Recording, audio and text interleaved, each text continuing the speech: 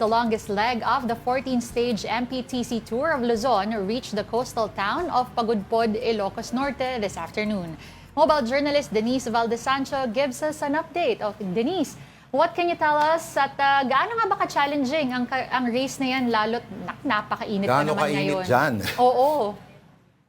Hi, Lord. Denise, good afternoon. Mainit-init dito siguro around 32 degrees Celsius based dun sa race statistics kanina. Pero mas lamang ang pagiging mahangin dahil nga nandito tayo sa northernmost part ng Philippines at the municipality of Pagudpod. And yes, this is the longest stretch yet, or actually the longest stretch in the whole tour of Luzon. That's from Tuguegarao to Pagudpod, the stage 6 of the Tour of Luzon 2026 dahil 228.8 kilometers ang tinakbo ng ating mga siklista kanina going here to Pagudpod. And like I mentioned, hindi lang init yung naging kalaban nila, kung hindi yung malalakas na hangin going here at maging yung paahon na mga daanan at mga pa-zigzag na roads going here to Pagudpod. But one cyclist from Korea emerged from Seoul cycling team, that is Min Kyung-ho.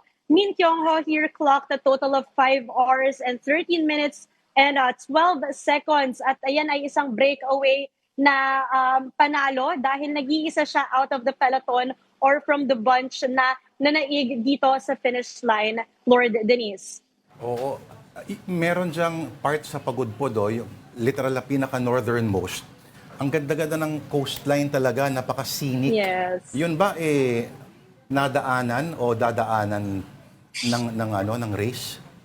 Marami silang nadaan ng scenic routes. Siyempre, nadaanan nila yung Patapat Bridge. Yes. No? Dati, kinukwento ng mga riders dito nung panahon pa ng mga Marlboro Tour. Ito yung isa sa pinakamahirap na daanan. Pero kasi ngayon, meron na tayong bridge or daanan elevated going here to Pagudpod using the Patapat Bridge.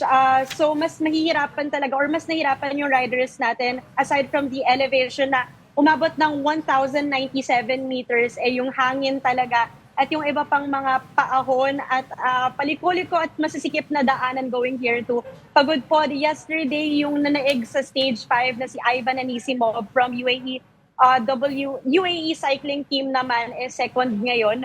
At nanguna nga itong si Korean cyclist natin na si Min Kyung-ho. Kanina kinukwento niya, hindi naman talaga siya road cyclist. Mas sanay daw siya sa track dahil isa siyang track cyclist. Kaya napakahaba raw ng more than 200 kilometers para sa kanya. Pero kasi humataw na agad siya from the group going to the finish line. Kaya in the end, siya yung nanguna.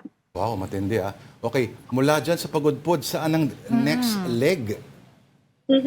Tomorrow, around 20 kilometers lang dahil puro time trials yung gagawin ng ating mga siklista. That is Pagudpod to Pagudpod pa rin. So we're gonna stay here and I will try to give you more updates kung anong mangyayari bukas dahil nga katatapos lang ng toughest yet na stage of the tour, which is yun nga nanggaling silang Tuguegarao kanina going here to Pagudpod. Matindi yun, malayo-layo yun Uy, Denise, wala bang pa-beach sa inyo dyan? Tapos may gusto ko sana kayo ipagawa. Ay ano? Baka makita mo kung gaano karaming kanin ang tinitira nila pagkatapos mag-race.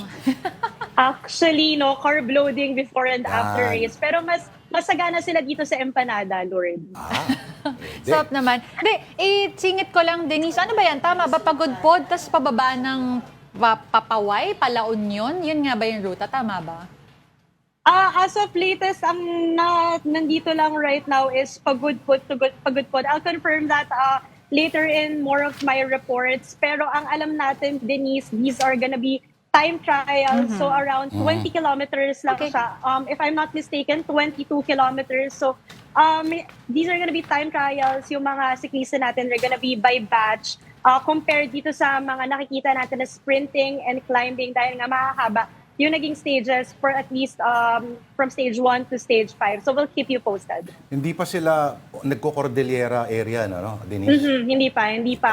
Around stage 10 to 14 pa to. So doon sila iikot going to Cordillera and of course the finish line na Baguio. So hopefully ito malamig-lamig na pero mas maraming paahon. Kaya ang sabi nga ng mga analysts natin dito, most likely syempre malaki yung leverage ng mga climbers dyan.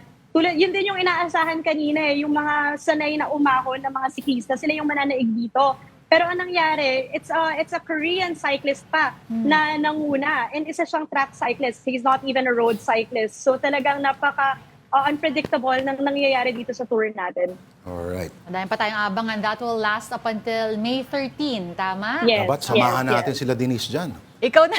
Lalo ni pampaakyat ng Baguio, di ba? Ang Antayin init natin sila niyan. sa Baguio. 2,000 kilometers daw yung ruta. Sa Baguio tayong doon lang ihintay. tayo. Okay. Sige, I would like to thank you for that update. Mobile journalist Denise Valdesancho. Ingat ka, Denise.